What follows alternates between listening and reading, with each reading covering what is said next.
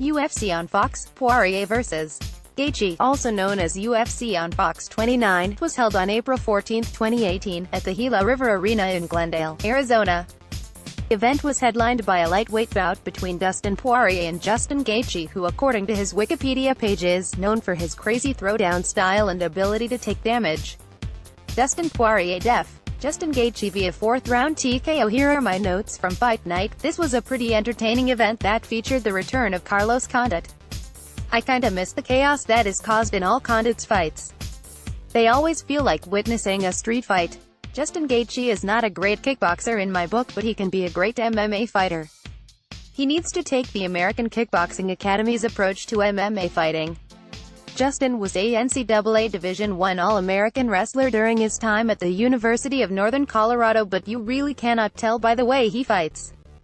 MMA striking is way more effective when you mix in takedowns. Is he exciting? Yes, fans think so. But once you lose 2 in a row by KO, there goes your fan base. The narrative pushed by UFC is that Gaethje is the only fighter in history to land 100 significant strikes in his first 3 UFC fights. Unfortunately, he got rocked in all 3 fights.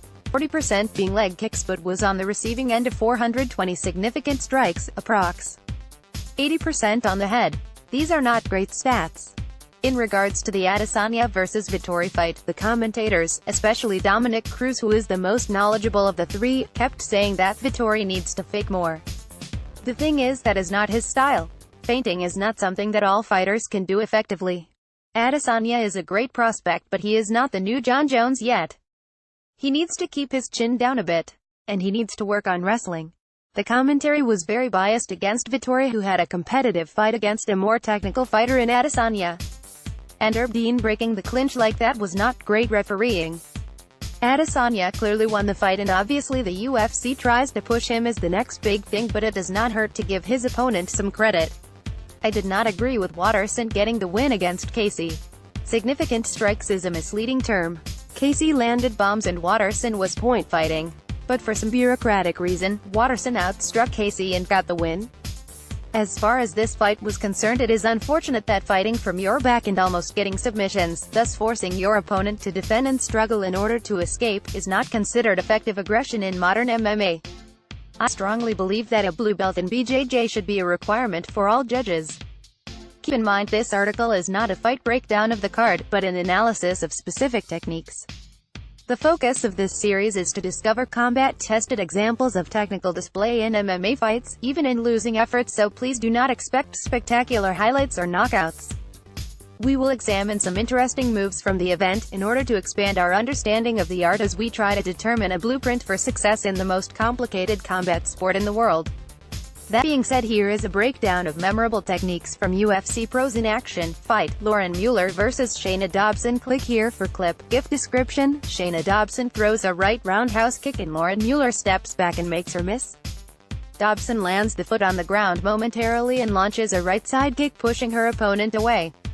This is a great way to keep opponents away after a failed kick. Fight: Gilbert Burns vs. Dan Morit. Technique: especially without setup punches, fighters can see the kick coming and there are several counters. Ask Anderson Silva. One of the best counters for such a kick is demonstrated above. Dan Morit goes for a left inside low kick from a southpaw stance, and although the kick lands, Gilbert Burns catches him with a vicious right cross. That was the beginning of the end for Morit. In relation to the famous boxing saying, "Make them pay for missing," I call this "Make them pay for landing a shot." Fight: Antonio Carlos Jr. vs. Tim Boetsch. Click here for clip. GIF description: if you have read this article on Bloody Elbow, you also know that I love trapping techniques. Here, Antonio Carlos Jr. uses his left hand to trap Tim Boetsch's right hand and lands a right low kick. The trapping move has many functions. It sets the distance, it is used to distract Boetsch, and finally checks the whereabouts of a possible right-hand counter. Fight: John Moraga vs. Wilson Reese. Click here for clip. GIF description: John Moraga caught Wilson Reese in a pretty tight guillotine and Reese had to go through several positions in order to escape. He finally escaped, as you can see above, with a double leg lifting takedown. In order to escape, notice in photo 3 how Wilson lifts his left elbow up while holding the leg as his right hand pushes Moraga's left knee to the left and upwards. The best escape position against a guillotine is top side control with your legs on the near side and your trapped head on the far side. In Photo 6, Reese controls the hips to avoid guard recovery. Here are some tips on how to avoid the guillotine when going for the double leg takedown. At the 9:30-minute mark, fight, Michelle Waterson vs. Courtney Casey technique. Karate fighters often combine this counter with follow-up straight right hands. As the two fighters disengage, Casey lands a left hook on Waterson. Fight, Israel Adesanya vs. Marvin Vettori technique. Here, Israel Adesanya is able to slip a couple of Marvin Vettori's left and right punches and extends his left arm. Vettori ducks under the arm and gets the takedown. Marvin Vettori feints a jab and goes for a right low kick as Israel Adesanya spins backwards and attacks with a back kick. Although the move failed to do damage, it was still beautiful to watch. Fight, Dustin Poirier vs. Justin Gaethje technique. Dustin Poirier in his southpaw stance cannot block the kick because his weight is on his right foot. Here are the results of Gaethje's kicks. pic.twitter.com/Sooks6Ike1, the diamond, at Dustin Poirier, April 16, 2018 technique. This time Poirier makes him pay with a series of punches starting with a left cross. Punches can be used to counter low kicks, but you need to possess co power and be the longer fighter or at least have the same reach for them to work effectively. Unfortunately for Justin, the high guard, where both fists are placed on the forehead, works in K1 Glory-style kickboxing due to the padding of the gloves, but MMA gloves do not offer the same protection. Here, Poirier in a southpaw stance attacks with a left cross, a right hook, a left uppercut, a right cross, and moves a bit to the side to land a left uppercut under Gaethje's guard. That will be all for now. Please join me next week for another breakdown. For a list of my previous technique breakdowns on Bloody Elbow, check out this link.